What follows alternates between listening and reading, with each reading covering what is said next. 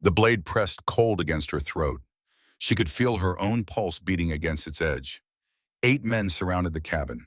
Her rifle lay on the floor 10 feet away, and somewhere in the darkness outside, a barefoot child was running through the night to save them all. But Clara Mercer was not going to die in her own home. Not tonight, not ever. This is the story of a widow, a stranger, and the little girl who changed everything. The autumn wind howled through the Montana territory like a wounded animal, carrying with it the bite of early frost and the promise of a hard winter. The year was 1878, and the land stretched out beneath a sky the color of old pewter, broken only by the jagged teeth of distant mountains that had watched over this valley long before men thought to claim it. Clara Mercer stood on the porch of her cabin, watching the sun sink behind those peaks, painting the clouds in shades of copper and blood. 6 months had passed since they lowered James into the hard ground behind the barn. 6 months of wrestling with stubborn cattle-mending fences that seemed to break faster than she could fix them, and lying awake at night listening to the wolves howl in the darkness while the empty side of the bed grew colder with each passing week. The other ranchers had been kind enough at first, offering help and condolences in equal measure. But as summer faded into fall, so too had their visits. A widow alone on a ranch was like a candle in a windstorm. Everyone knew it was only a matter of time before the flame went out. Clara pulled her shawl tighter around her shoulders, the rough wool catching on her work-worn hands. At 32, she was still young by most accounts, but the frontier had a way of aging a person from the inside out. The mirror showed lines around her green eyes that had not been there 2 years ago, and her honey-colored hair, once her quiet pride, now stayed pinned in a practical bun from dawn to dusk because there was no one left to notice if she let it down. She was about to turn back inside when she noticed the plate. 2 plates. She had set 2 plates again for supper. The second one sat on the table like an accusation, like a prayer she could not stop repeating. She picked it up and held it for a moment, feeling the weight of clay and the heavier weight of habit, then placed it back in the cupboard where it would stay until tomorrow morning when her hands would betray her again. James's coat still hung on the hook by the door. She touched it every night before she turned down the lamp. Not the whole coat, just the sleeve, just enough to remember the shape of the arm that used to fill it. 300 head of cattle, 20 horses. 40 acres of fenced pasture and another 120 of open range. A barn that needed a new roof. A corral with posts that leaned like tired men. A creek that ran clean and cold through the north pasture, the best year-round water for miles. That creek was why James had bought this land 8 years ago with nothing but dreams and calloused hands. That creek was why Amos Pryor wanted it now. She had received 3 offers in the past 4 months, each one more generous than the last. Each one delivered by a man she did not trust, carrying papers she did not want to sign. She had refused them all. The last man had smiled when she said no. Not a kind smile. The kind of smile a man gives a horse he intends to break. Clara turned back toward the house. The sun was nearly gone. The shadows stretched long across the yard like dark fingers reaching for the porch. She checked the Winchester propped against the door frame, a habit she had developed since James died, and started inside. That was when she saw them. 2 figures on horseback, dark silhouettes against the dying light. They moved slowly along the trail that wound down from the ridge, and even at a distance, Clara could tell they had been riding for a long time. The horse was gaunt. The man sat hunched in the saddle with the particular weariness of someone who had forgotten what rest felt like. Behind him, clinging to his waist with thin arms, was a smaller figure. A child. Clara's hand moved to the Winchester. She did not raise it, but she did not move her hand away. The rider stopped at the gate. The man dismounted with the careful movements of someone whose body hurt in places he had stopped counting. He stood for a moment, steadying himself, then looked toward the cabin. "Sorry to trouble you this late," he called out. His voice carried across the yard, rough from disuse and trail dust. "Name is Ward Colton. I was told in town you might be needing a ranch hand." Clara studied him from the porch. Tall, lean in the way that hunger makes a man lean, not nature. His duster had been mended so many times it looked like a quilt of its own patches. His boots were worn down at the heels. His hat had lost whatever shape it once intended. But his eyes were steady and his hands hung quiet at his sides, and there was something in the way he stood that said he was used to being measured by strangers and did not mind the process. "Who told you that?" Clara asked, fellow at the general store, said the widow Mercer was trying to run her place alone. He paused, said you were too proud to ask for help, but might not turn it away if it came knocking. Despite herself, Clara felt her lips twitch. That sounded like old Garrett at the store, meddling as always with a heart too big for the discretion God gave him. And you just happened to be looking for work. Ward removed his hat, revealing dark hair streaked and weathered by sun and wind and more miles than any man should travel with a child on the back of a horse. Truth is, ma'am, we have been riding for near on 3 weeks. My daughter and I, we need a place to winter. I am a good hand with cattle, can mend anything that is broken, and I do not drink or gamble. You would get honest work for fair wages. It was then that the child slipped down from the horse. Clara saw her clearly for the first time and felt something shift inside her chest, something she had kept locked for 6 months behind a door she thought she had welded shut. The girl was maybe 7 or 8 years old with tangled dark hair and eyes too large for her thin face. She clutched a cloth doll to her chest with both hands holding it the way a person holds the last thing they own in the world. Her dress had been let down at the hem at least twice each adjustment, showing a different age of fabric, like the rings inside a tree. And even in the fading light, Clara could see the road dust on her shoulders and the weariness in her small body, the kind of weariness that had nothing to do with sleep and everything to do with not knowing where you will sleep next. Papa, the girl whispered, tugging at Ward's coat with one small hand, while the other kept the doll pressed tight. I am cold. The words were barely audible, but they crossed the yard like a stone thrown through glass. Clara looked at that child. She looked at the thin arms and the hollow cheeks and the eyes that were too old for the face that held them. She looked at the doll clutched like a lifeline and the dress that had been lengthened by a father's clumsy hands because there was no mother left to do it properly. She was not letting Ward Colton through her door because she trusted him. She did not know him. Trust was a currency she had stopped spending the day James fell from his horse and did not get up. She was letting him through the door because she could not leave that child standing in the cold. Not tonight, not any night. What is your daughter's name, Evangeline?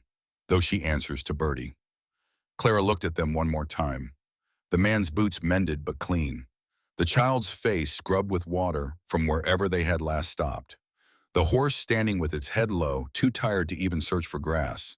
These were not grifters or outlaws. These were people who had lost something that could not be replaced and were still learning how to walk without it. You can put your horse in the barn, Clara said. There is fresh hay in the loft. When you are done, come to the house. I have stew on the stove, and it is too much for one person anyway. Relief crossed Ward's face, though he tried to hide it behind the careful blankness of a man who had learned not to hope too quickly. We are obliged, ma'am. Truly. Clara watched them lead the horse toward the barn, Bertie's hand clasped tight in her father's. The wind picked up, sending dried leaves skittering across the yard. She went inside and found herself reaching for the cupboard. She took down 3 bowls, 3 spoons, 3 cups. The movements felt rusty but right, like stretching muscles that had been still for too long. Through the window, she could see the soft glow of a lantern in the barn. Ward would be thorough, she could tell. He had the look of someone who understood that first impressions mattered, especially when you had a child depending on you. The knock came sooner than expected. When she opened the door, Ward and Bertie stood on the porch, their faces scrubbed clean from the pump. The child's hair had been hastily braided, and she had changed into a dress that was worn but cleaner than the travel one. The doll remained in her arms. Come in. Warm yourselves by the fire. They entered carefully, and Bertie's eyes went wide as she took in the cabin's interior. It was not fancy, frontier homes rarely were. But Clara had kept it neat and welcoming in the way that people maintain order when order is the only thing standing between them and collapse. Quilts made by her mother hung on the walls. James's books still lined the shelf he had built their first winter together. It is pretty, Bertie whispered. Then she looked up at her father as if afraid she had spoken out of turn. Clara knelt to bring herself level with the girl's eyes. It is all right, and thank you. Would you like to help me set the table? The child nodded eagerly. She placed the doll on a chair with the careful ceremony of someone seating a guest of honor, then followed Clara to the cupboard. Her small hands trembled as she carried the bowls, treating each one like something precious and breakable, the way children handle things when they have learned that the world takes without asking. Over supper, the cabin filled with something it had been missing for 6 months. Life. Not noise. Life. The quiet sounds of spoons against bowls and bread being torn, and a child eating with the careful gratitude of someone who had gone hungry before. Clara noticed it halfway through the meal. Bertie had eaten only half her biscuit. The other half had disappeared into the pocket of her dress. The girl's hand moved quickly, practiced the motion of a child who had learned to hide food the way animals bury bones, not from greed, but from the memory of meals that did not come. There is plenty more, Clara said quietly. You do not need to save it. Bertie flushed and looked down at her lap. Mama always said not to waste. Your mama was right. But there is a difference between not wasting and going hungry. In this house, you eat until you are full. The girl looked up. Something shifted behind those two large eyes. Not trust, not yet, but the first crack in the wall that hunger and grief had built around her. Clara set the terms that night. 2 weeks trial, $30 a month plus board. Ward would sleep in the small room off the kitchen. He would not enter Clara's room. He would not make decisions about the ranch without asking her first. This was her land, her cattle, her house. Ward nodded to every condition without argument. Yes, ma'am, understood. Your land, your rules. He said it simply, without resentment, without the wounded pride that most men wore like armor when a woman gave them orders. He said it like a man who understood that respect was not something you demanded. It was something you earned by giving it first. The days that followed moved with the rhythm of work and weather. Clara learned what kind of man Ward Colton was not by what he said, but by what he did. He rose before dawn. He did not enter the house until invited. He wiped his boots on the step every single time. He fixed the corral fence first, then the chicken coop door, then the loose tool handles. He worked with a quiet efficiency that spoke of years spent caring for things that mattered, and he never once acted like the work was beneath him or above him. He simply did what needed doing and moved to the next thing. But it was Bertie who changed the temperature of the house. The child bloomed the way crocuses bloom through late snows, slowly at first, and then all at once. She followed Clara everywhere, a small shadow with braided hair and a cloth doll tucked under one arm. She gathered eggs from the chicken coop with the reverence of someone collecting jewels. She scattered feed with both hands and laughed when the hens crowded around her feet. She discovered the gray tabby cat in the barn who had given birth to 5 kittens 2 weeks before, and from that moment forward, the kittens became the center of her universe. She learned to sew. Clara showed her how to hold the needle's small stitches close together, and Bertie's tongue poked out in concentration as she worked. Her first repair was crooked and loose, but she held it up with a pride that made Clara's chest ache in a place she had thought was numb. One afternoon, Clara heard laughter from the kitchen. Real laughter. The kind that comes from deep inside a person and does not know how to stop itself. She came through the door to find Bertie covered in flour from her elbows to her eyebrows, kneading dough on the table with both fists, while Ward stood nearby looking helpless and amused in equal measure. Mrs. Clara, we are making bread. Real bread, not hardtack. I can see that. Looks like the flour's winning. Bread is a battle, Bertie said with enormous gravity.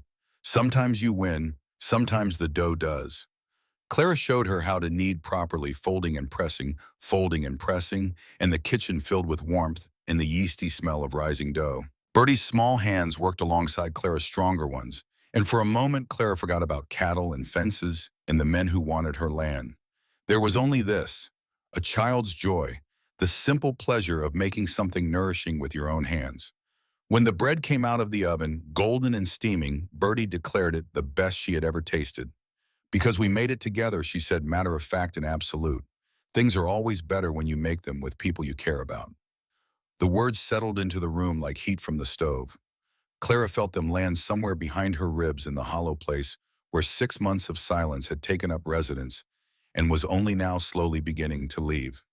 One evening while Clara mended a curtain by the stove, Bertie looked up from her own work and asked a question that landed like a stone dropped into still water. Mrs. Clara, do you think my mama can see me from heaven?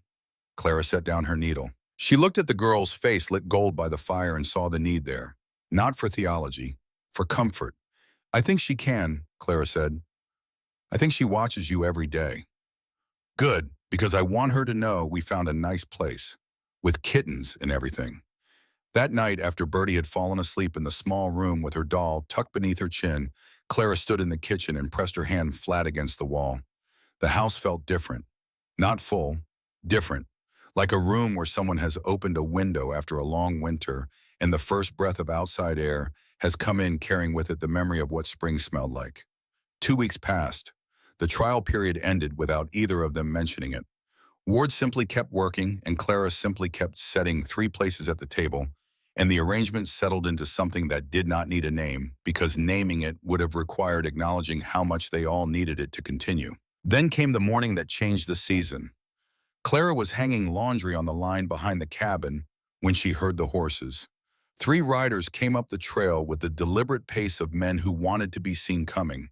The man in front was big, with pale eyes and a scar that pulled his mouth into a permanent sneer.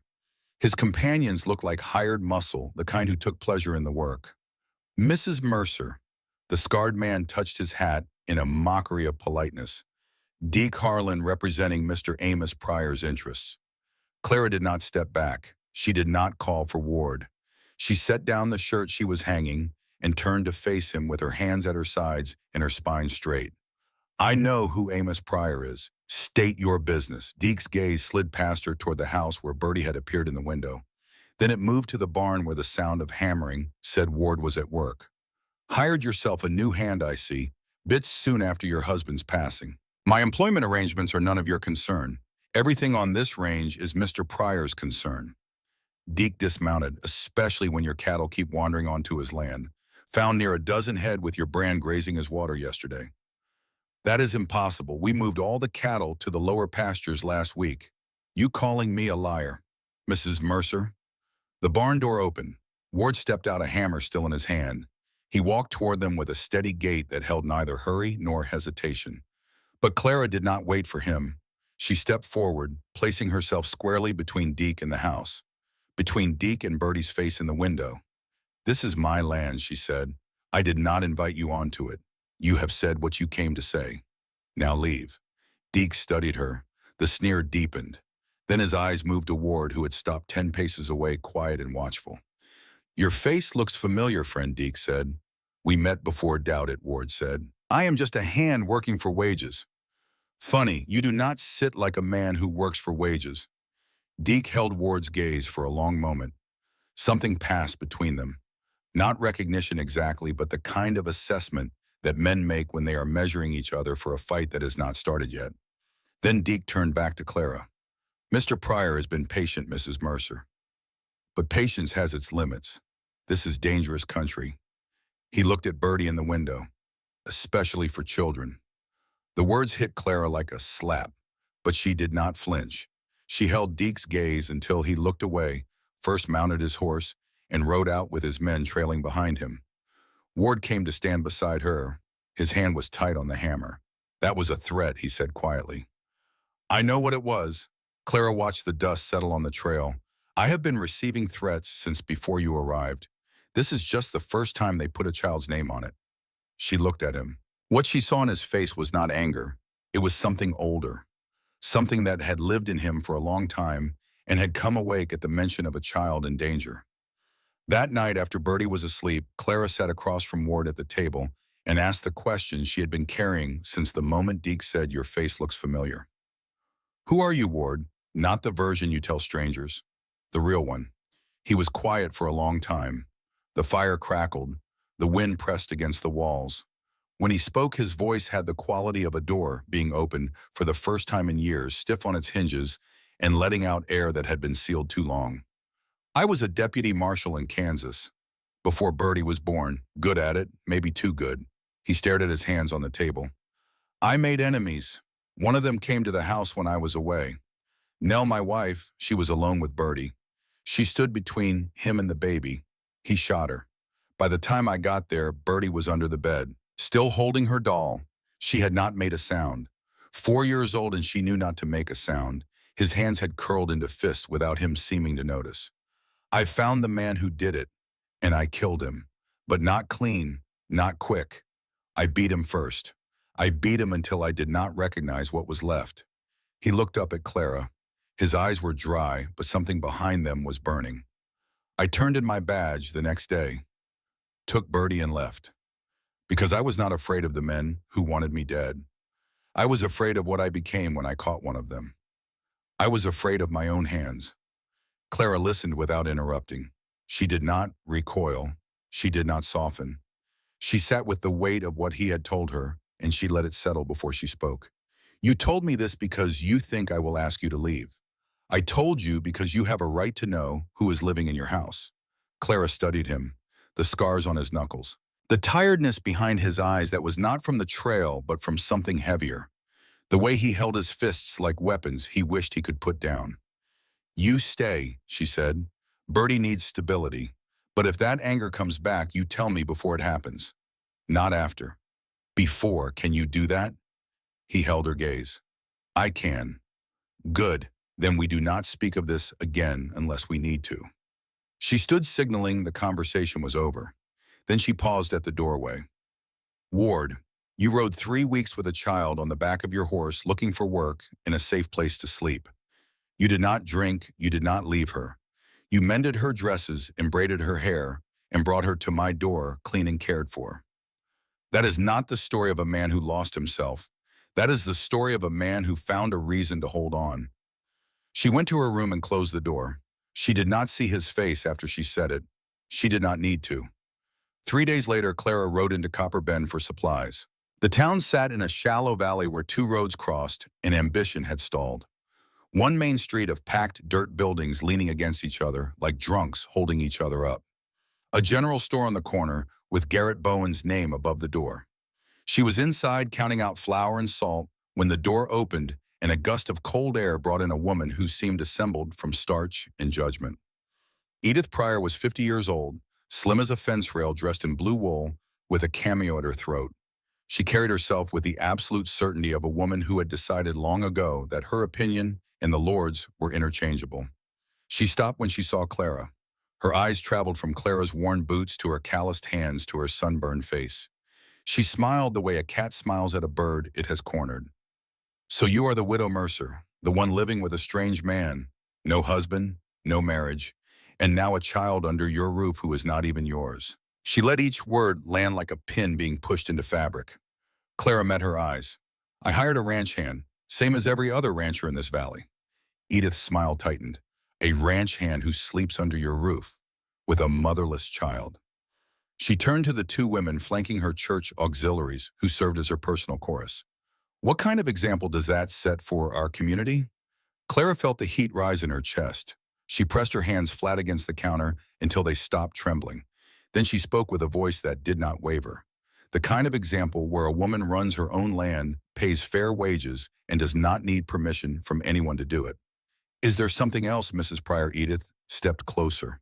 Her voice dropped to something that was not a whisper, but wanted to sound like one, the kind of voice designed to carry to every ear in the room.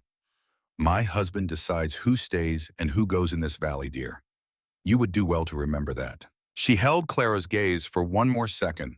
Then she swept out with her attendants behind her, leaving the store quiet and the air sharp with the smell of lavender perfume and implied destruction. Garrett Bowen's wife, standing behind the counter, leaned close after Edith was gone. Her voice was low and urgent. Be careful, Clara. Pryor has forced out 6 ranchers in 2 years. You are next on his list. And Edith is his sharpest weapon. By Sunday, every woman in the church will believe you are living in sin. Clara took her supplies. She tucked something extra into the bag, a small sack of sugar from the shopkeeper's wife, with the words for the little one and a squeeze of the hand that said more than language could manage. She rode home in silence. The sky was wan and empty above her. The mountains stood where they always stood, indifferent to the small wars of the people beneath them. When she came up the trail to the cabin, she saw them in the yard. Ward was teaching Bertie to sit properly in the saddle on the gentlest mare they had. The girl's back was straight, and her small hands gripped the reins with fierce concentration, and Ward walked beside her with one hand near the bridle, ready to catch her if she slipped. Bertie saw Clara first. Miss Clara, look, I am riding all by myself. The girl's face was bright, open, laughing. The hollows in her cheeks had begun to fill. The shadows under her eyes had started to fade. She looked like what she was supposed to look like. A child. Just a child doing a thing that made her happy in a place where she felt safe enough to be happy. Clara stopped her horse and watched them from the gate. She felt something crack inside her chest like ice breaking on a frozen stream. She dismounted, walked to the porch.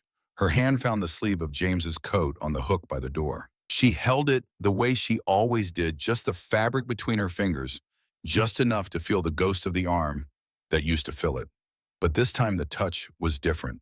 This time she was not reaching back. She was reaching across. From the life she had lost to the life that was standing in her yard, laughing, learning to ride. "James," she whispered, "I am going to keep this place. Whatever it costs. Whatever comes."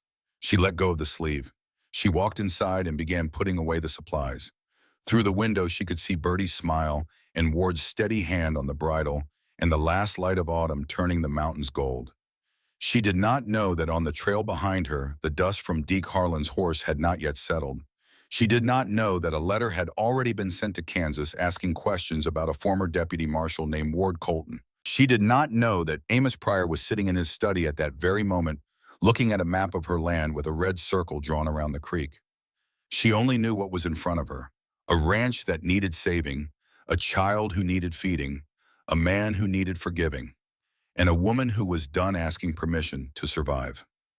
Clara Mercer set 3 plates on the table and called them in for supper. The cattle needed moving, and Clara was not going to wait for the weather to decide when. She had watched the sky for 3 days reading the clouds the way her father had taught her before the consumption took him, and she knew what was coming. The high pastures would freeze inside a week. 300 head of cattle grazed up there in the meadows above the timberline, fat and lazy, on the last of the summer grass, with no idea that the season was about to turn its back on them. If she did not bring them down now, the first hard frost would scatter them into the canyons, where half would break their legs on the rocks and the other half would starve before Christmas. It was a job that wanted 4 men. She had 1.5. They rode out before dawn on a morning so cold the breath of the horses hung in the air like small ghosts. Clara led. She had chosen the right flank for herself, the steep side where the terrain dropped off into loose scree and the cattle liked to drift toward dangerous ground. Ward took the left, and Bertie rode between them on the gentle mare, sitting straight in the saddle with a seriousness that made her look twice her age. "Stay in the middle," Clara told the girl. "Keep your eyes on the stragglers. If one breaks for the tree line, turn it back before it gets 50 yards. Can you do that?" Bertie's chin lifted. "Yes, ma'am." They worked through the morning. The sun climbed and the frost burned off, and the cattle began to move in the slow, reluctant way of animals who do not understand why they are being asked to leave the only place they have known for months. Clara pushed them from the right, cutting off the ones that tried to slip toward the canyon edge, her horse picking its way over ground that would have spooked a less experienced animal. She rode the way she did everything, steady, deliberate, without wasted motion. From the center of the herd, Bertie proved herself. The girl had an instinct for cattle that could not be taught, only born. She anticipated which animals would bolt before they did, angling her mare to block their escape, with a timing that made Ward glance at Clara across the backs of the herd with something close to disbelief. By afternoon, they had brought down more than 200 head. Clara called a halt near the spring where the willows bent low over the water. They ate cold biscuits and dried beef in the shade while the cattle drank and settled. "I collected all the strays from the east draw," Bertie announced through a mouthful of biscuit. 3 of them tried to go back up, but I turned them. Clara studied the girl. Dust on her face, braids coming loose. A bruise on her knee from where the mare had stumbled on a root. But her eyes were shining with the particular brightness that comes from doing hard work and knowing you did it well. Clara reached into her vest pocket and pulled out a silver dollar. She held it out. Fair wages for fair work. Bertie stared at the coin as if it contained the whole world. She looked up at her father, who nodded once. Then she looked at Clara. "My very own dollar. You earned it, every cent." Bertie closed her fingers around the coin and held it to her chest right next to the place where her doll usually sat.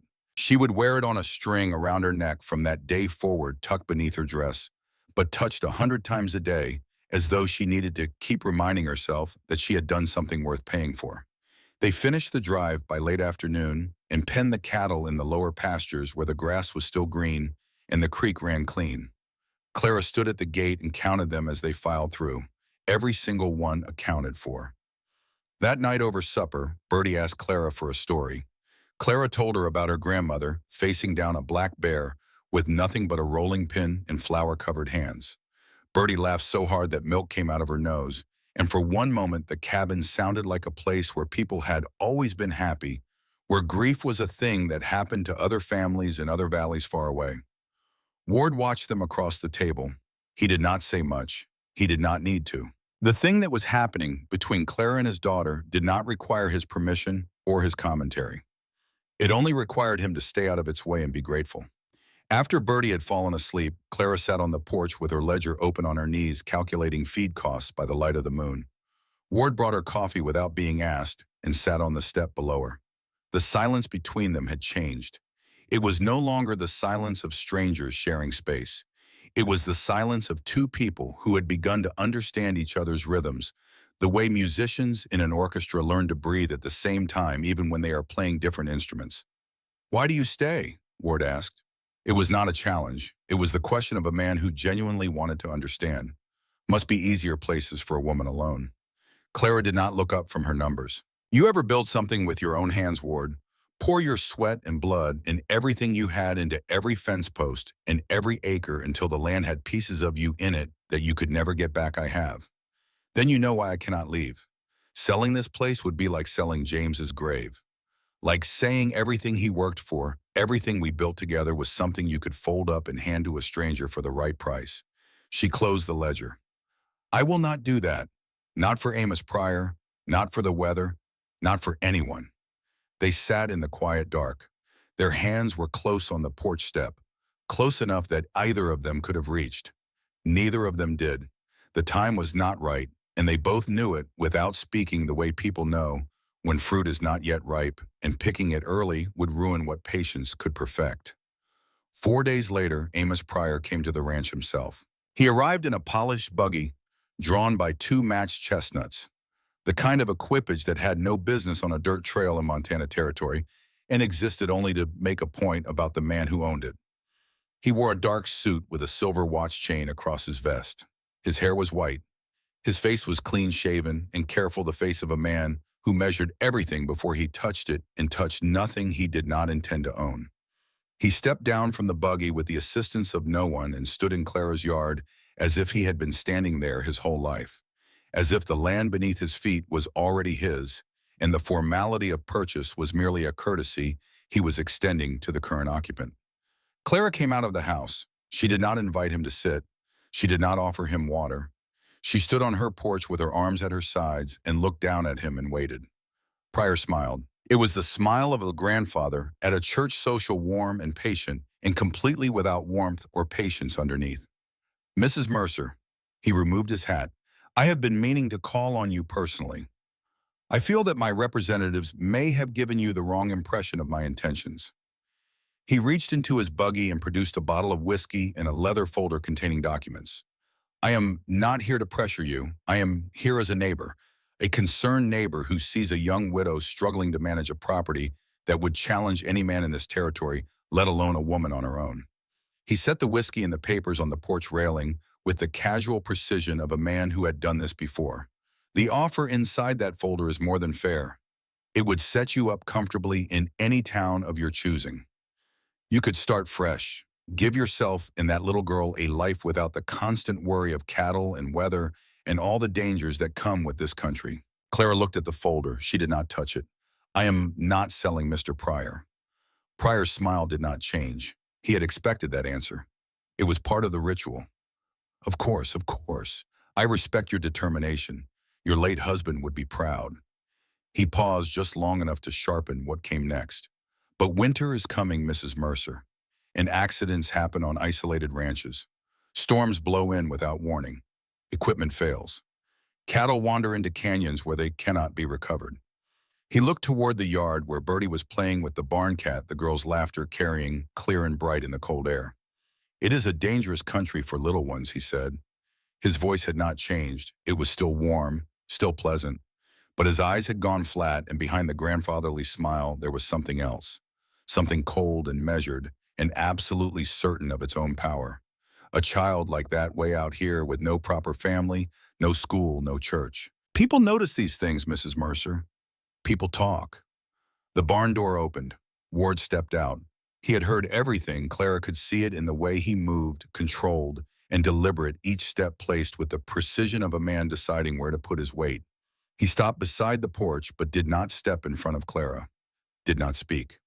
Clara looked at Pryor. She looked at his polished boots and his silver watch chain and his careful smile and his flat eyes. She thought about the 6 ranchers who had sold to him in the past 2 years. She thought about the threats disguised as courtesy. She thought about Bertie's laughter in the yard and how many men like Pryor had used children as leverage throughout history and gotten away with it because the women they threatened had no one to stand beside them. Mr. Pryor, thank you for your concern. But I will say this once, and I will not say it again. This land is mine. These cattle are mine. That child is under my roof and under my protection. And the next time you come to my property uninvited, I will meet you with the Winchester instead of conversation. Pryor's smile held for one more second. Then it flickered, and behind it she saw the real man. Not the grandfather, not the neighbor. The predator who had built an empire by convincing people they were helpless and then proving it. His eyes moved toward. There was a flash of recognition that went deeper than names or faces. The recognition of a man who collected information the way other men collected horses.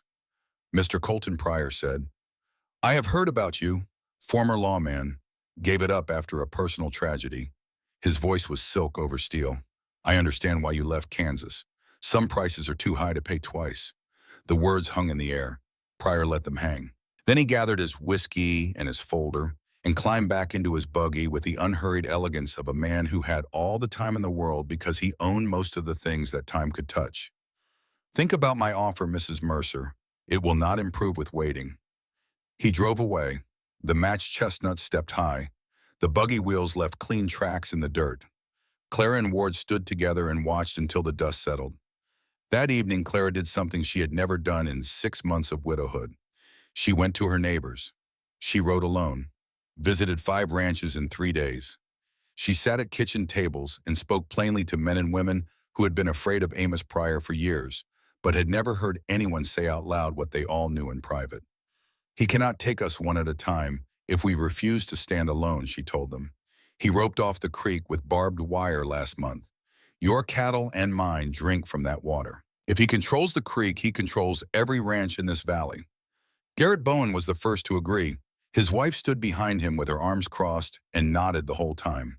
Tom Shearing from the next spread joined after that. Then the Dunlop brothers. Then old Angus McLaren, who had been ranching this land since before the war and had never liked Pryor but had never found anyone willing to say so first. Clara sat at the head of the table in Garrett's kitchen and laid out the plan.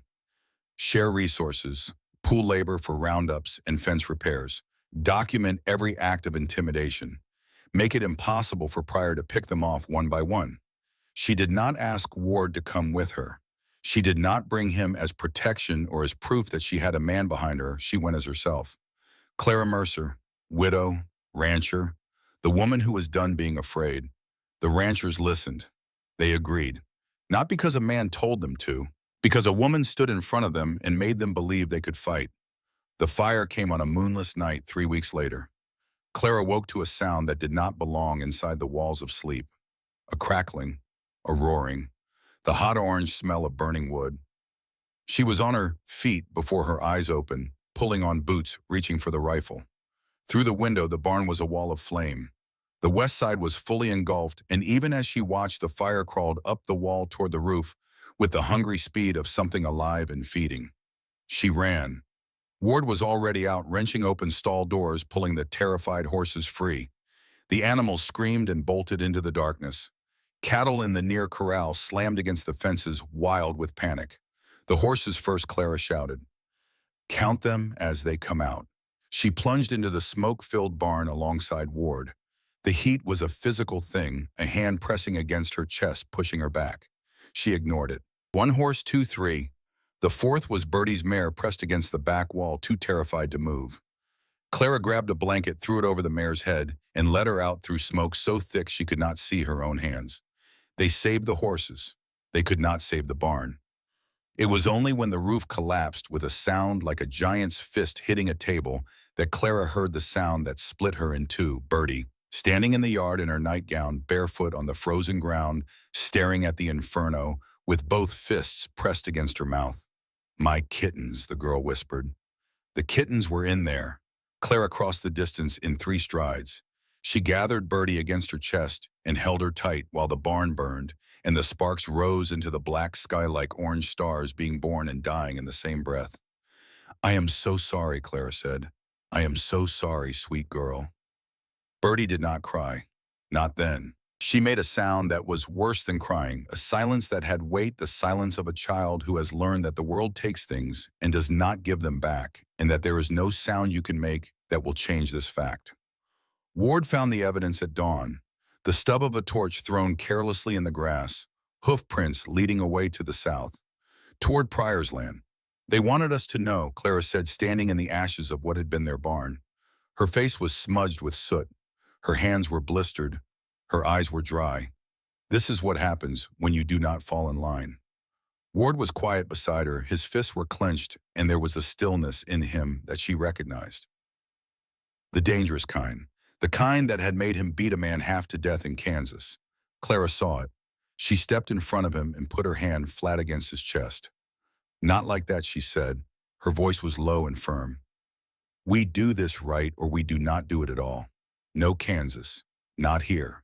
Not with Bertie watching." Something moved behind his eyes, a door opening, a door closing. He breathed out, the fists unclenched. She held his gaze until she was sure the moment had passed. Then she turned to face the wreckage and said the words that would define everything that followed.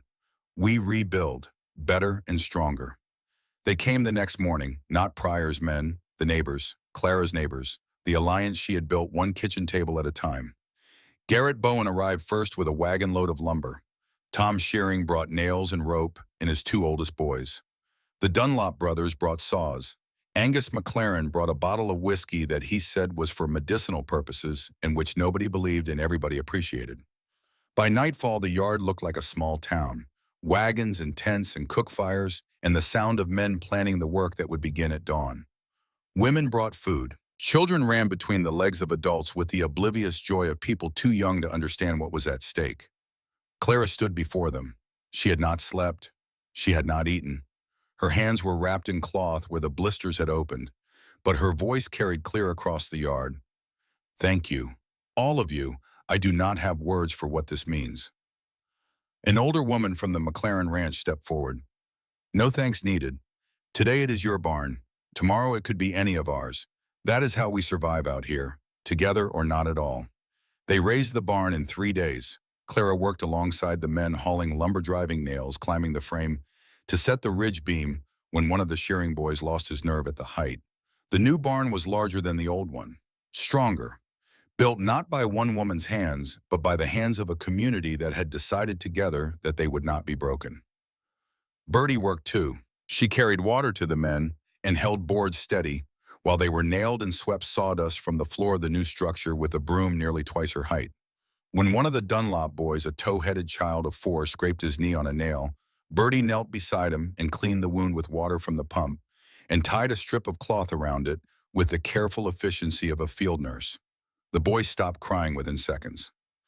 His mother watched from across the yard with a look that said she was seeing something she had not expected to see: a child who had been raised by loss and had turned the experience into something useful instead of something bitter.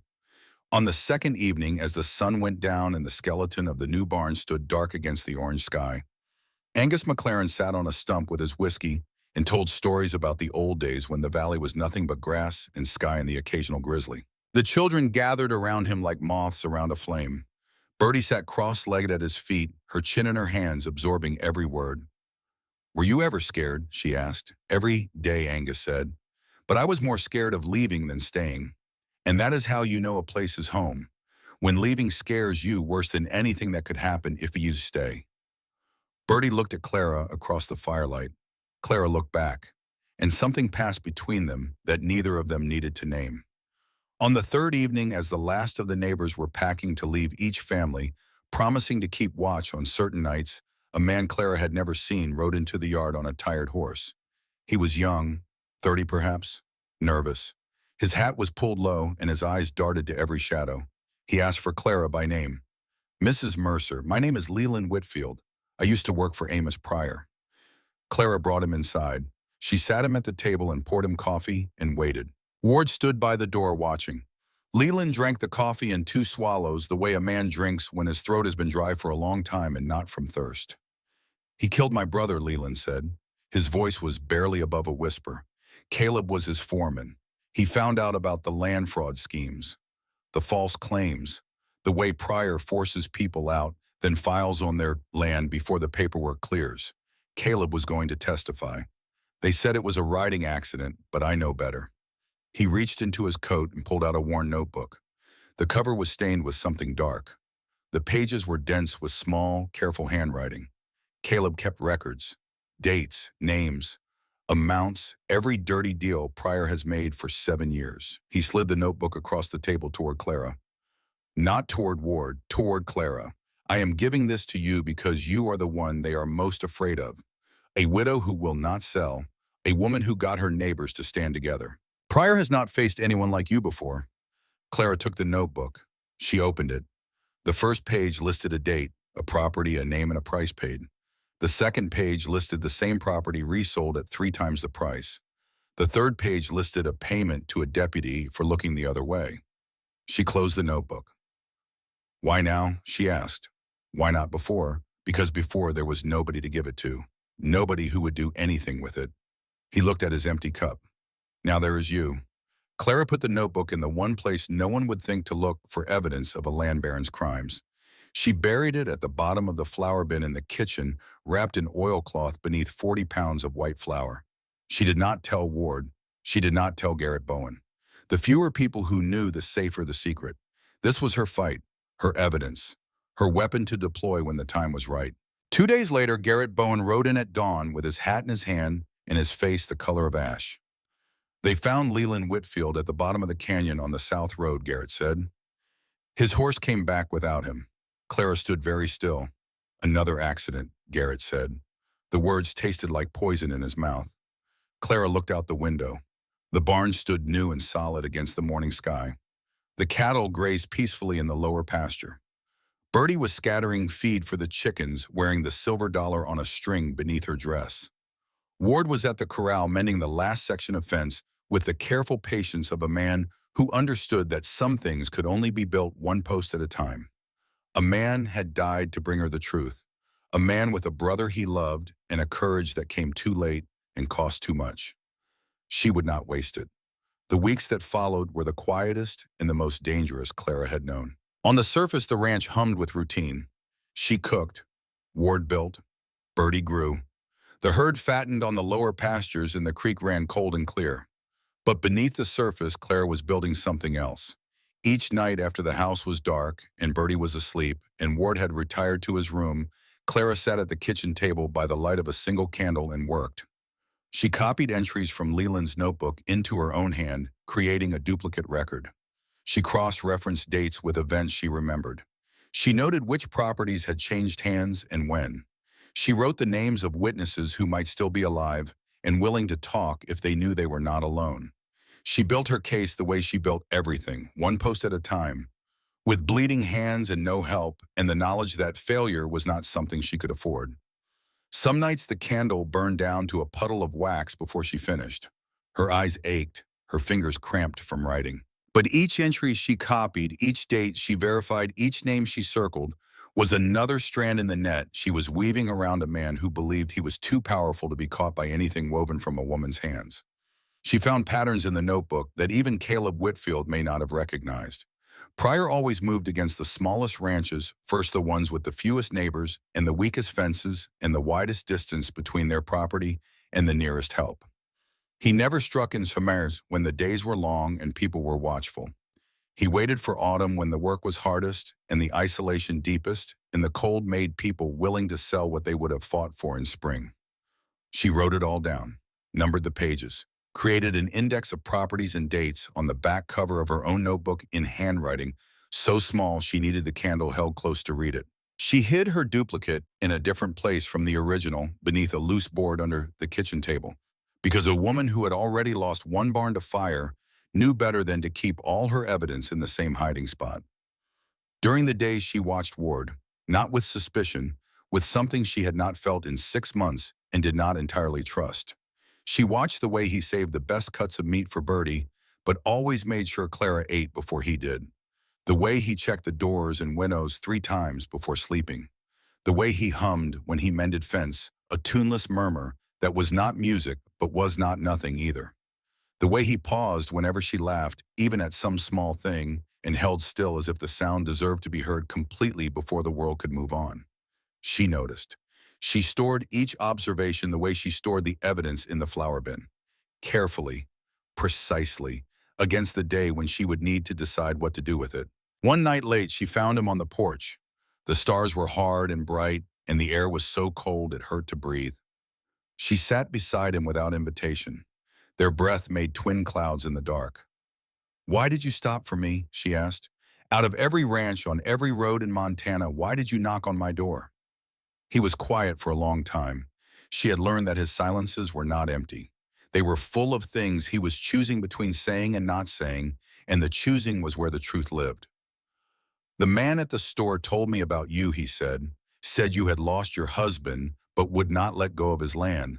Said you were stubborn and proud, and probably going to lose everything by spring." He looked at his hands. "But what he said that made me ride 12 miles out of my way was this. He said you were the kind of woman who set 2 plates at the table every night, even though there was nobody sitting across from you, because you could not stop hoping that somebody would." Clara's throat closed.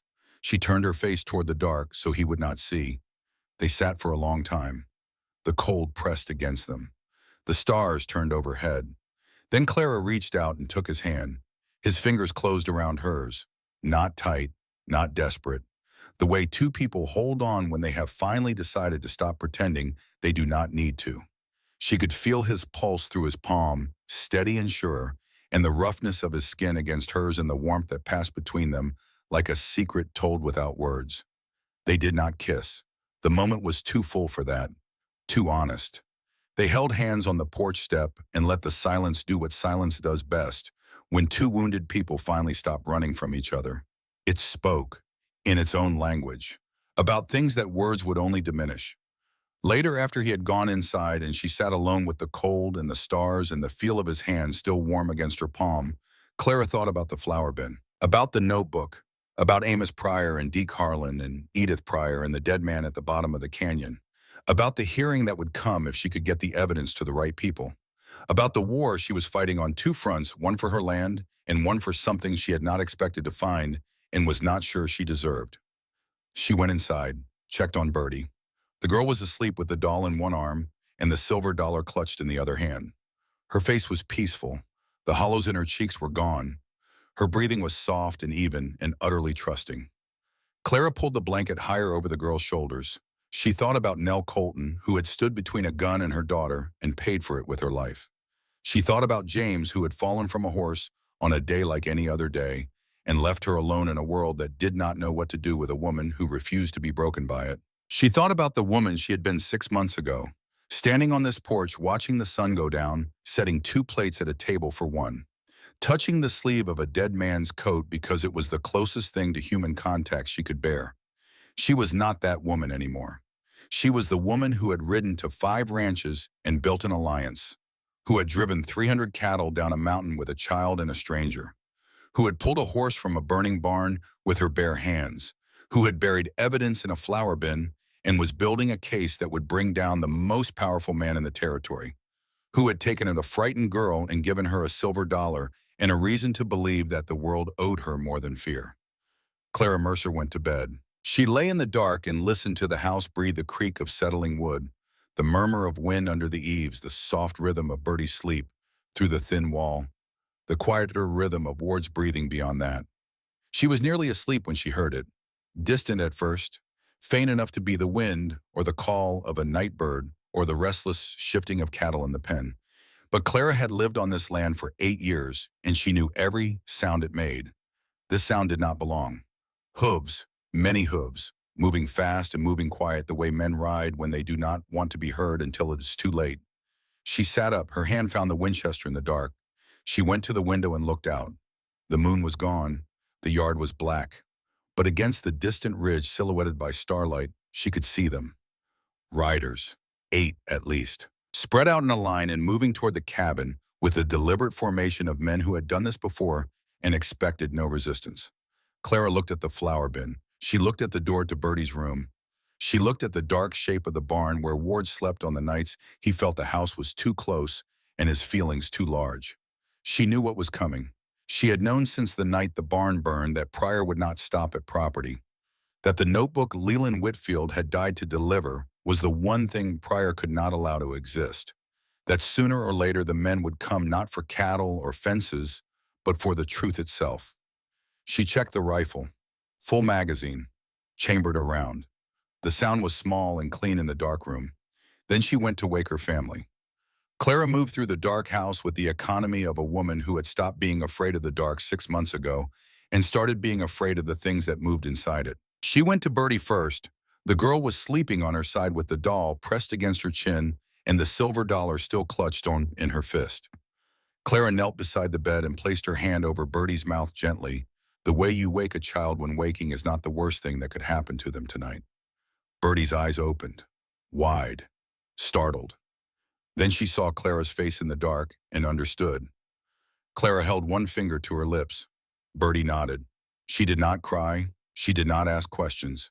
She gathered her doll and swung her bare feet to the floor and stood beside Clara like a soldier waiting for orders.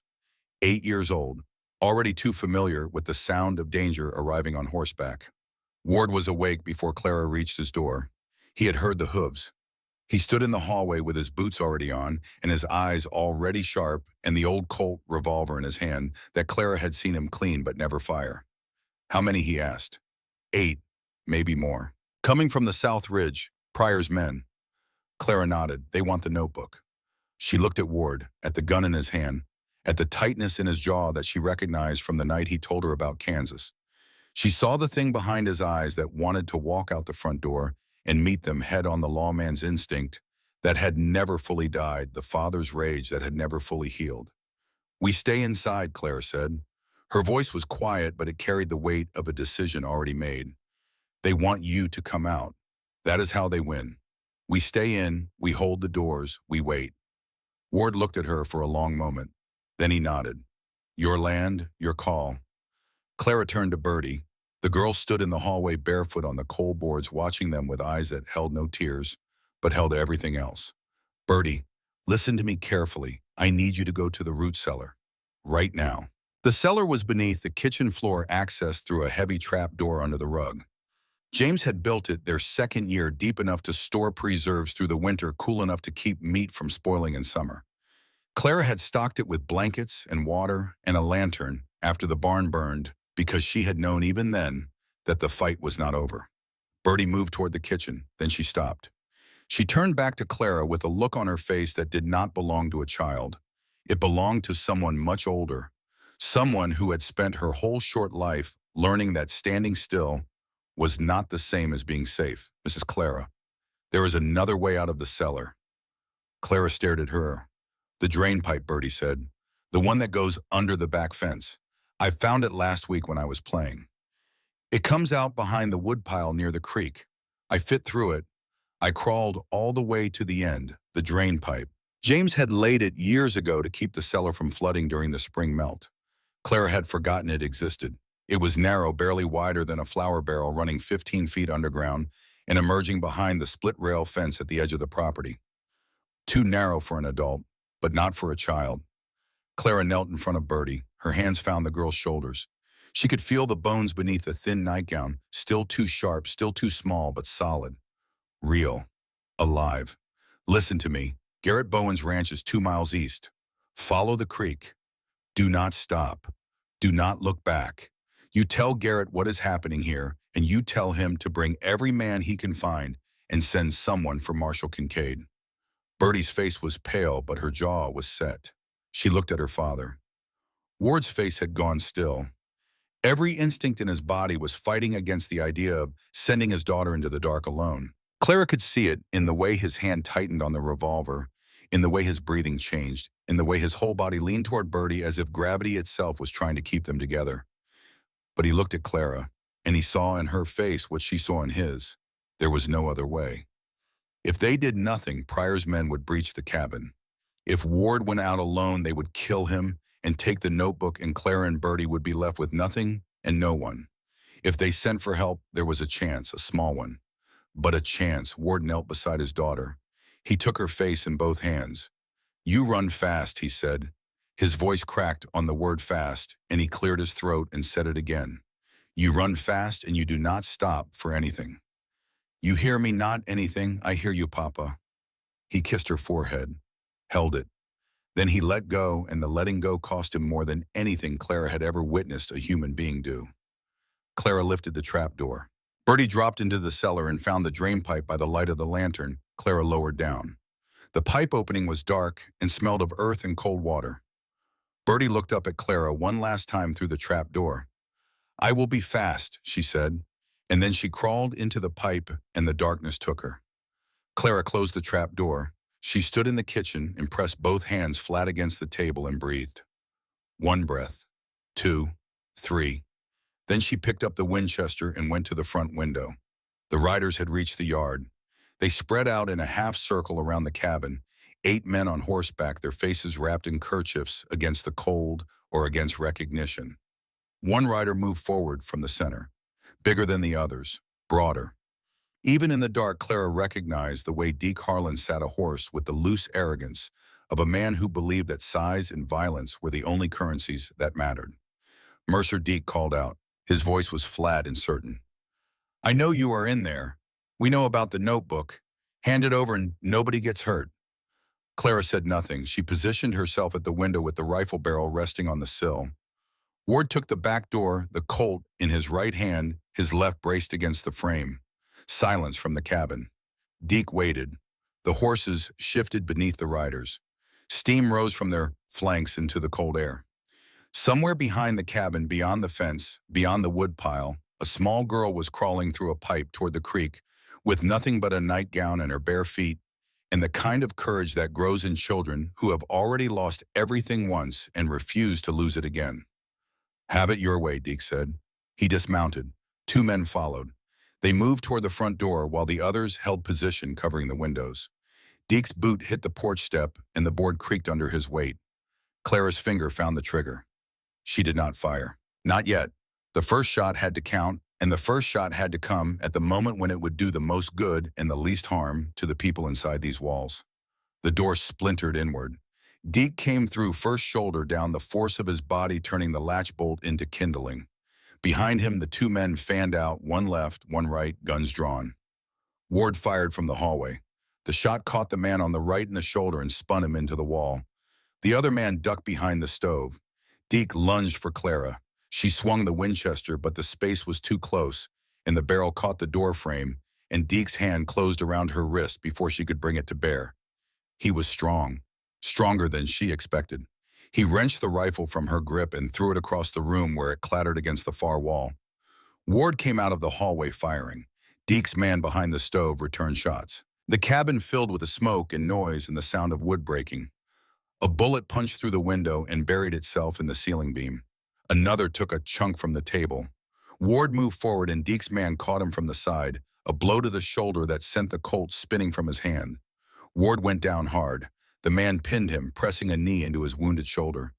Blood spread dark through Ward's shirt. Deke turned to Clara. He was breathing hard. A cut on his forehead bled into his left eye. He wiped it away with the back of his hand, and from his belt he drew a knife. Long, curved, the blade catching the dim light from the lantern that still burned on the shelf. He grabbed Clara by the hair and pulled her close and pressed the blade against her throat. The steel was cold. She could feel her own pulse beating against its edge. "The notebook," Deke said. "Where is it?" Clara looked at him. His face was inches from hers. She could smell whiskey and tobacco and the sour scent of a man who had stopped caring what he smelled like a long time ago. She did not flinch. She did not cry. She looked into his flat, pale eyes and she said the truest thing she knew. "Kill me and you will never find it." Deke's hand tightened in her hair. The knife pressed harder. A thin line of heat ran along her neck, where the blade broke the skin. On the floor, Ward fought against the man holding him down. His shoulder was soaked with blood, but he twisted and pushed, and his eyes never left Clara. Never left the knife at her throat, and in those eyes, Clara saw something that was not rage and not fear, but the absolute clarity of a man who was watching the thing he loved most in the world balanced on the edge of a blade. The seconds stretched. The cabin was quiet except for breathing and the crackle of the lantern flame and the distant sound of hooves. Distant, but growing louder. Deke heard it. His head turned. The knife wavered. Clara moved. She did not think about it. She did not plan it. Her body simply understood what her mind had not yet processed, that the knife had shifted half an inch from her throat, and that half an inch was the difference between living and dying, and she was not done living. She drove her elbow into Deke's ribs. He grunted, and the knife hand dropped. She twisted free, stumbling backward, her feet catching on the broken door. Her hand found the wall, found the shelf, found the Winchester that James had hung there 8 years ago, the one she had cleaned and loaded every week since his death, the one she had leaned against every door frame and propped beside every window in this house, because a woman alone on the frontier either learned to shoot or learned to pray, and Clara had never been much for praying. Deke turned toward her with the knife raised. Clara fired. The sound filled the cabin like a thunderclap. The stock kicked against her shoulder. The smell of gunpowder and burned air.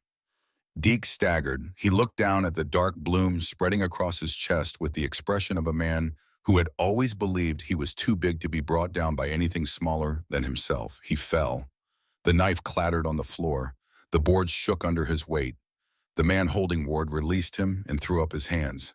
The other man, bleeding from Ward's first shot, slumped against the wall and did not move. From outside came the sound Clara had been waiting for. Not praying for, working for. The sound of many hooves and many voices, oh, and the sharp crack of Garrett Bowen's voice cutting through the dark. Hold where you are, every last one of you. They came through the gate like a wave. Garrett and his boys, Tom Shearing with his sons, the Dunlop brothers, Angus McLaren on a horse that was older than him and twice as stubborn. And behind them, riding hard and breathing harder, Marshal Rufus Kincaid with his badge catching the first gray light of dawn and his Winchester across his saddle. Pryor's remaining men saw the numbers in the guns and the marshal's badge, and they made the calculation that all cowards eventually make. They dropped their weapons. They dismounted. They put their hands where everyone could see them. Clara walked out onto the porch. The Winchester was still in her hands. Blood from the cut on her neck ran in a thin line down her collar. Behind her, Ward appeared in the doorway, one arm hanging useless, the other braced against the frame. And from the creek path, running with bare feet and wild hair and the silver dollar bouncing on its string, came Bertie. The girl did not stop at the gate, did not stop at the yard. She ran straight into Clara's arms, and Clara caught her and held her and felt the girl's heart hammering against her own chest like a small bird trapped against a window. I ran fast, Bertie gasped. I did not stop. I ran the whole way. Clara held her, pressed her lips against the girl's tangled hair, closed her eyes. And for one moment, with the smoke still drifting from the cabin and the riders being disarmed in the yard, and the first light of morning turning the eastern sky from black to gray, everything else fell away. There was only this. A woman holding a child who had run through the dark to save them all. You did good, Clara whispered. You did so good. Ward reached them. His face was white from blood loss, and his wounded arm hung at his side, but he wrapped his good arm around them both, and the three of them stood on the porch of Clara's cabin and held each other and did not let go. One of Deke's men talked before they reached town. Talked fast and desperate, the way men talk when they are trying to trade information for mercy. He gave them everything. The barn burning was Pryor's order. Leland Whitfield's death was Pryor's order. The fence cutting the cattle, scattering the intimidation of every small rancher in the valley for 7 years, all of it had flowed from one man sitting in a polished study with a silver watch chain and a smile that never reached his eyes. Marshal Kincaid listened, wrote it down, asked questions that a small-town lawman was not supposed to be smart enough to ask. Then he looked at Clara. I will need that notebook, Mrs. Mercer. Clara went to the kitchen. She reached into the flour bin. Her arms went in up to the elbows, and when they came out, they were coated in white powder, and she held the oilcloth-wrapped notebook like a midwife holding a newborn. She placed it on the table. 7 years of crimes, dates and names and amounts. The record that Leland Whitfield's brother had kept, and Leland had died to deliver, and Clara had hidden in 40 pounds of flour because that was the last place any man would think to look for the downfall of an empire. "This is enough," Kincaid said, turning the pages. "More than enough," he looked at Clara. "I will ride to the Pryor estate this morning." "Bring him in." "I am going with you," Clara said. Kincaid studied her for a moment. He was a man who had spent 30 years reading faces and situations, and what he read in hers was not a request. It was a statement of fact wearing the polite close of a sentence. He nodded once. They rode out at midday, Clara on her horse with the Winchester in its scabbard, Kincaid beside her with his badge and his warrant, 2 deputies behind them. The road to the Pryor estate wound through the valley where the creek ran clean and the mountains stood blue against the winter sky, and Clara rode it with her back straight and her jaw set and her hands steady on the reins. She passed the McLaren spread where Angus raised a hand from his porch. She passed the shearing place where Tom's boys paused in their work to watch the marshal's party ride by. She passed the Dunlop Ranch and the Bowen Ranch and 4 other homesteads that had been on the edge of extinction 6 months ago and were still standing because a woman had gone from door to door and told them they did not have to die alone. Each ranch she passed was a fence post in the wall she had built. Each face she saw was a hand that had helped raise her barn and guard her home and carry her through the winter. She had not saved this valley by herself. She had saved it by convincing other people that saving it was possible. The Pryor house stood on a rise above the road. It was the finest home in the territory, white-painted clapboard with a wraparound porch and glass windows, and a barn that could have held 50 horses. The matched chestnuts stood in the paddock. Smoke rose from the chimney. Everything about it spoke of wealth and permanence and the absolute certainty that men like Amos Pryor did not answer to women like Clara Mercer. They dismounted at the gate. Kincaid went first as the law demanded. Clara walked beside him as something older than the law demanded. The door opened before they knocked. Pryor stood in the doorway in his dark suit with the silver watch chain across his vest. He looked at the badge. He looked at the warrant. He looked at the notebook in Kincaid's hand. And then he looked at Clara. His face did not change. The mask held. The grandfather smile remained in place like paint on a wall that was crumbling behind it. "Mrs. Mercer," he said. His voice was pleasant, conversational, as if she had come to discuss the weather over tea. "I see you brought company." Clara stepped forward. She took the notebook from Kincaid's hand and opened it and laid it on the small table beside the door where Pryor kept his gloves and his hat. She turned the pages, slowly, one at a time, letting him see each entry, each name, each date, each crime written down in the careful hand of a dead man's brother. 7 years, she said. 15 families, burned barns, cut fences, stolen land. She paused on a page and held it up so Pryor could read it. A man named Caleb Whitfield who knew too much and died in a canyon. His brother Leland, who tried to finish what Caleb started and died the same way. Pryor's smile held, but his eyes had changed. The warmth was gone. The patience was gone. What remained was the flat gray gaze of a man who was being measured and found short and knew it and could do nothing about it. "You think anyone will believe a widow over me?" he asked. His voice was still pleasant, but the pleasantness had worn thin enough to show what was underneath. "I built this territory. I gave these people jobs. I put food on their tables and roofs over their heads. And you think a few numbers in a dead man's book will undo all of that?" Clara did not raise her voice. She did not need to. The notebook spoke louder than any voice she could summon. 15 families will believe me," she said. "The families whose land you stole, the families whose cattle you scattered, the families whose barns you burned when they refused to sell. Marshal Kincaid believes me. The federal courts will believe me. And this notebook does not know how to lie, Mr. Pryor. It just tells the truth, page after page after page." The silence that followed was the loudest thing Clara had ever heard. It was the sound of a man's empire collapsing not with a bang, but with the quiet turning of pages in a dead man's notebook. Kincaid stepped forward with the handcuffs. Pryor did not resist. He held out his wrists with the deliberate composure of a man who intended to maintain his dignity even as everything he had built was taken apart around him. The silver cuffs clicked shut. As they led him down the steps, Pryor turned back one final time. His eyes found Clara's. "This land will swallow you," he said. "It swallows everyone eventually." Clara met his gaze. "It has not swallowed me yet, Mr. Pryor. And I have been here longer than you think." They put him in the back of the wagon. Kincaid's deputies flanked him. The matched chestnuts in the paddock watched with the indifferent curiosity of animals who do not understand that their owner will not be coming back. Clara turned to mount her horse and saw her. Edith Pryor stood on the porch of the fine house, gripping the railing with both hands, her knuckles white against the painted wood. Her face was a mask of nothing. The cameo at her throat caught the pale winter light. The church auxiliaries who had flanked her in the general store were nowhere to be seen. Clara stopped. She looked up at Edith across the yard, where the matched chestnut stood, and the wagon waited, and the marshal's badge caught the sun. She remembered the general store. She remembered the cameo and the blue wool dress and the words that had been designed to cut her down to nothing in front of people whose opinions she needed to survive. She remembered the whisper that was not a whisper, the smile that was not a smile, the poison dressed up as piety and served in a teacup of concern. "You told me I was living in sin," Clara said. Her voice carried clear in the cold air. "You told every woman in that church that I was unfit, that my home was not proper, that the child under my roof deserved better." Edith did not speak. Her hands did not move from the railing. Her face did not change. "I hope you find peace, Mrs. Pryor," Clara said. "But I hope you find it somewhere far from here." She mounted her horse and rode away without looking back.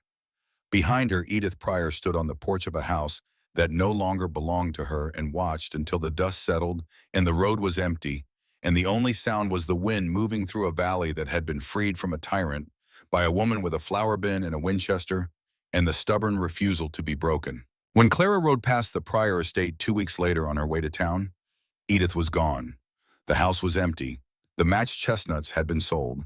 The empire had been a shell, and when the man at its center was removed, the shell collapsed. Winter passed. The hardest part was not the cold or the work or the isolation. The hardest part was learning how to put things down. Clara had been carrying for so long the ranch, the grief, the fear, the fight, that she did not know how to set any of it on the ground without feeling like she was losing something. Ward's shoulder healed slowly, and during the weeks he could not work, Clara did everything herself and did not complain and did not ask for help and did not stop until one evening Bertie found her sitting on the back step crying into her hands for no reason she could name. The ranch survived the winter because the alliance held. Garrett Bowen sent his boys twice a week to help with the heavy work. Tom Shearing rode over every Saturday to check the cattle in the far pasture. The Dunlop brothers took turns splitting firewood and stacking it against the cabin wall until the pile reached the eaves. Each act of kindness was small on its own. Together they formed something larger than any single gesture, a net woven from the hands of people who had decided that this woman and her family were worth keeping.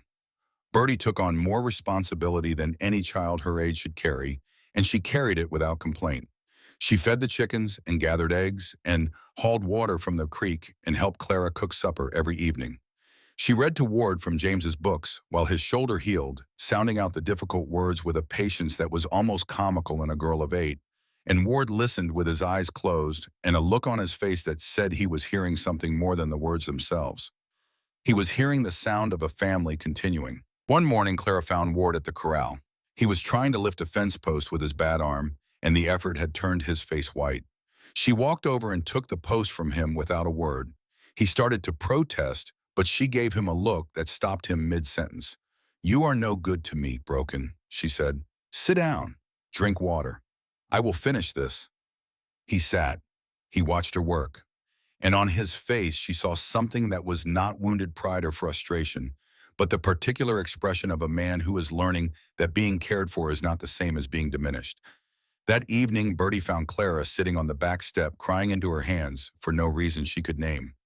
Mrs. Clara Bertie sat beside her, her small body pressed against Clara's arm. "You do not have to carry everything alone. Papa says asking for help is not weakness, it is just good sense." Clara looked at this girl, this child who had crawled through a pipe in the dark. who had run 2 miles barefoot to save their lives, who had lost her mother and crossed a territory and slept in barns and learned to hide food in her pockets and still had enough love left to sit on a cold step and comfort a woman who was trying to be strong for everyone and forgetting to be gentle with herself. When did you get so wise? Claire asked. Bertie considered this seriously. I think it was the kittens. You learn a lot from kittens. Clara laughed, a real laugh, full and warm and surprised out of her by the absurd truth of a child's logic. She pulled Bertie close and held her and felt the girl's arms come up around her neck with the automatic trust of a child who has decided finally and completely that this person is safe. They sat together until the cold drove them inside. Clara made hot cider from the last of the dried apples, and they drank it by the stove, the three of them, because Ward had limped in from his room, drawn by the sound of laughter. He sat in the chair by the fire, with his bad arm resting on his knee and his good hand wrapped around his mug, and watched Clara and Bertie with the particular expression of a man who has stumbled upon something precious in a place where he expected to find nothing. That night, Clara did not set 2 plates. She set 3. And for the first time in nearly a year, every plate at the table had someone sitting behind it. Every chair was full. Every cup was warm.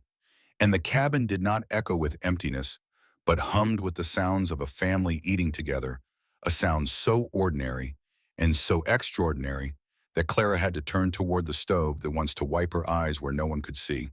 Spring came early. The snow melted. The creek ran high and fast. Green appeared on the hillsides like a promise being kept. Clara chose a morning in late March when the first buds were breaking on the cottonwood tree behind the cabin and the air smelled of wet earth and new grass. She found Ward on the porch mending a harness with his healed hands. His shoulder still ached when the weather changed, and she knew this because she watched him roll it absently when clouds moved in, but he never mentioned it, and she never asked because they had both learned that some pain was private and respecting it was its own form of love. She sat beside him, took the harness from his hands, and set it aside.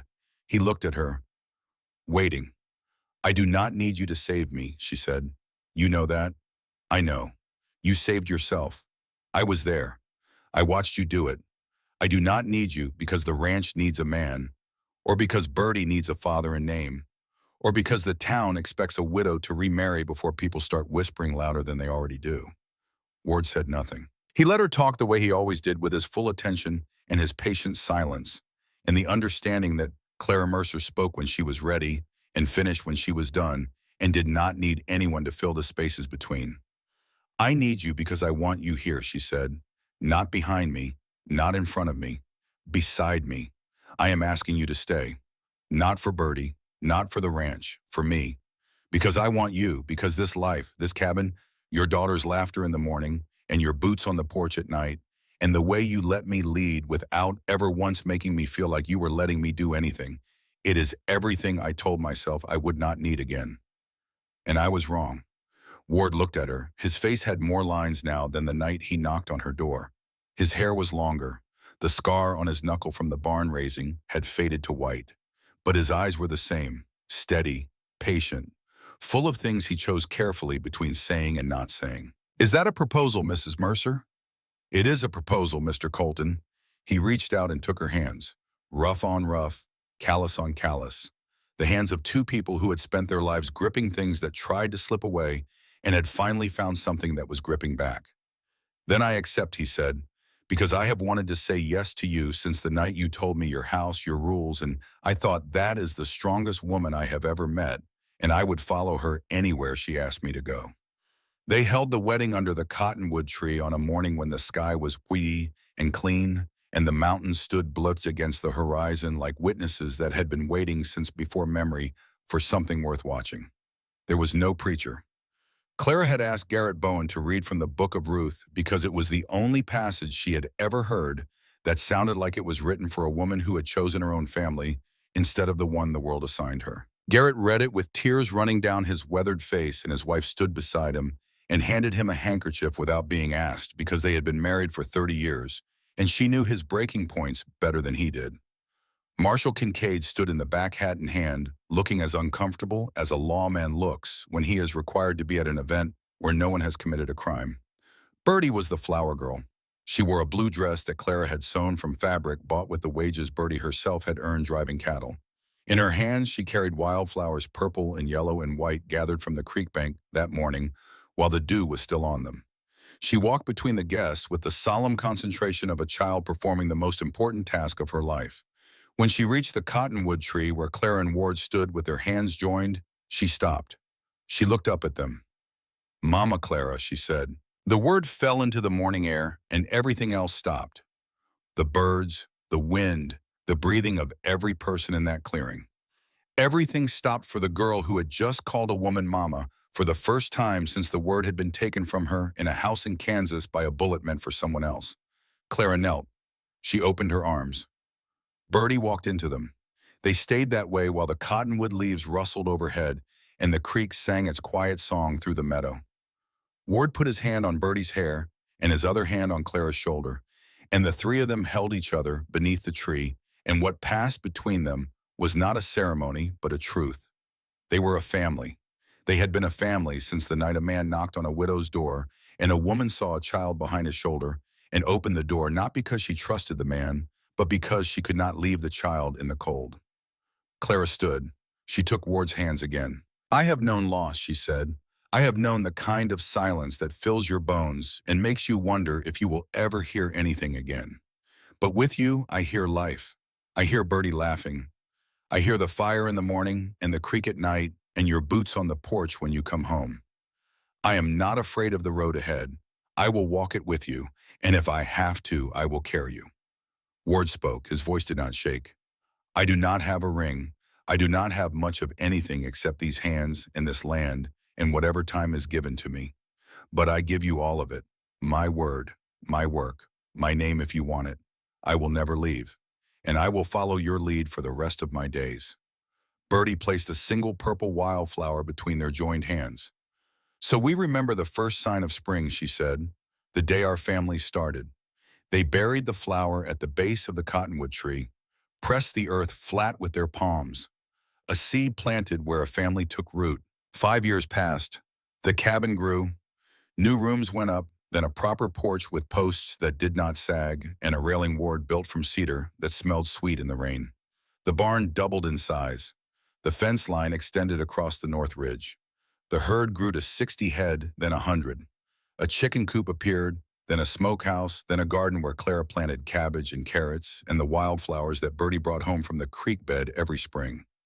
Bertie was 13, tall and serious and capable in the way of people who learned responsibility before they learned to play. She could braid rope and mend tack and calculate the weight of a steer by looking at it. She was teaching herself to write in a journal she kept beneath her pillow.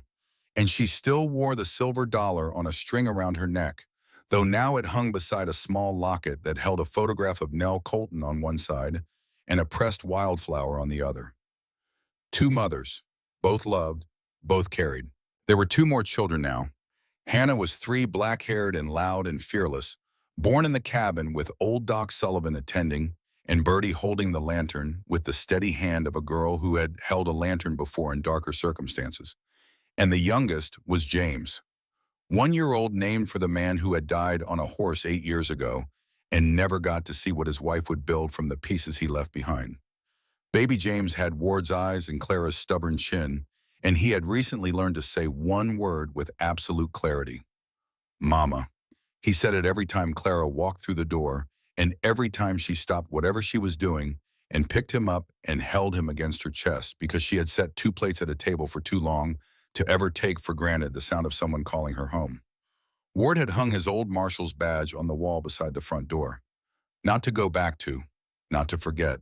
To remember that justice did not require violence, and that strength was not measured by what a man could break, but by what he could build.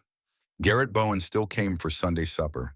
His wife still made the same pie year after year, and it was still the best pie in the territory, and everyone told her so, and she still pretended not to believe them. Angus McLaren had died the previous winter quietly in his sleep, and they had buried him on the hill above his ranch where he could see the valley he had loved for 40 years. Tom Shearing's boys had grown into men who tipped their hats to Clara in town and called her ma'am with the easy respect of people who had been raised to recognize backbone when they saw it. Amos Pryor had been convicted on 11 counts. He would not see the outside of a territorial prison for 20 years. His land had been broken up and sold at fair prices. The creek ran free again, open to every rancher in the valley. The barbed wire had been pulled down and coiled and left to rust in a ditch, and the water flowed where it had always flowed, clean and cold, and belonging to no one and everyone at once. The valley had changed in other ways too. A schoolhouse had been built on the flat ground near the crossroads, funded in part by the restitution money the territorial judge had awarded from Pryor's seized assets. Bertie was one of its first students, riding her mare 3 miles each way, with her books in a saddlebag and her silver dollar beneath her dress. She learned faster than most and helped teach the younger children, sitting with them at the long pine table and guiding their hands across the slates with the same patient firmness Clara had once shown her with a needle and thread. A church had gone up beside the schoolhouse, modest and white, with a steeple that leaned slightly to the east because the Dunlop brothers had built it and their carpentry was enthusiastic but not always precise. Clara attended sometimes, not because the town expected it, but because she wanted to sit in a room full of people who had fought together and won and hear them sing. James's coat no longer hung on the hook by the door. Clara had folded it carefully and placed it in the cedar chest at the foot of her bed, wrapped in paper with sprigs of lavender from the garden. She did not need to touch his sleeve anymore to remember him. He lived in the land now, in the fence posts he had set, in the creek he had loved, in the cabin he had built, and the woman he had made strong enough to keep it all standing after he was gone. On a warm evening in late spring, Clara stood at the cabin door and watched her children in the yard. Bertie was teaching Hannah to scatter chicken feed, showing her how to throw the corn in wide arcs so the hens did not crowd and peck each other. Hannah imitated her big sister with the clumsy enthusiasm of a 3-year-old who believes that everything her sister does is magic and worth copying exactly. Baby James sat in the dirt nearby, chewing on a stick and watching everything with Goom's serious eyes that missed nothing. He had inherited his mother's habit of observation, of taking the world in quietly before deciding what to do with it. Somewhere beyond the fence, the cattle moved through the green pasture in the so contented way of animals who have never known hunger or fear, and the creek caught the last sunlight and threw it back in flashes of gold. A red-tailed hawk circled above the ridge, riding the thermals, with an ease that made flight look like the simplest thing in the world. She touched the cottonwood tree. It had grown taller in 5 years, its roots deep, its branches spreading wide enough to shade the whole porch in summer. Beneath it, somewhere in the dark earth, lay a dried purple flower that a girl had placed between 2 scarred hands on a morning when the world decided to begin again. A wildflower bush had grown up around the base of the tree. From one berry bloom, a whole garden. Ward came up behind her. His arms circled her waist.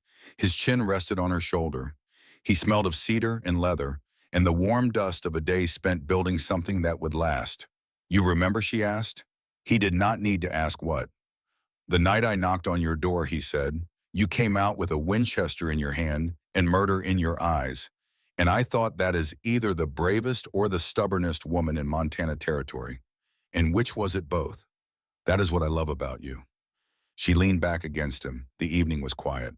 The kind of quiet that is not empty, but full of the sounds of children and cattle and wind and water and all the ordinary noises that make up a life that was earned one day at a time by people who refuse to let go. "There are more of them now," she said, watching the children. "There are. Can you still carry them all?" Ward looked at the yard, at Bertie 13 and Strong's teaching her sister the names of the hens, at Hannah 3 and Fearless already trying to climb the fence, at baby James who had given up on the stick and was now eating dirt with the enthusiastic commitment of a child who believes the whole world is edible, at the ranch and the garden and the cedar porch and the mountains beyond blue, and steady standing where they had always stood. "Always," he said. Clara smiled, not the tight, careful smile of a woman holding herself together. The full, open, unhurried smile of a woman who had walked through every kind of fire and come out the other side with her hands full and her heart intact. The wind moved through the valley. It stirred the grass and rustled the cottonwood leaves and carried with it the smell of earth and wildflowers and the smoke from a chimney that stood straight and true. The sky was wide, and the road that Clara Mercer had walked so long ago stretched empty in the distance, carrying no one, leading nowhere she needed to go. She was already home. Above the clearing, the sky was clean. No clouds, no storms gathering on the horizon, just the wide-open blue of a Montana evening, holding everything beneath it the way a good roof holds a house steady and sure and built to last.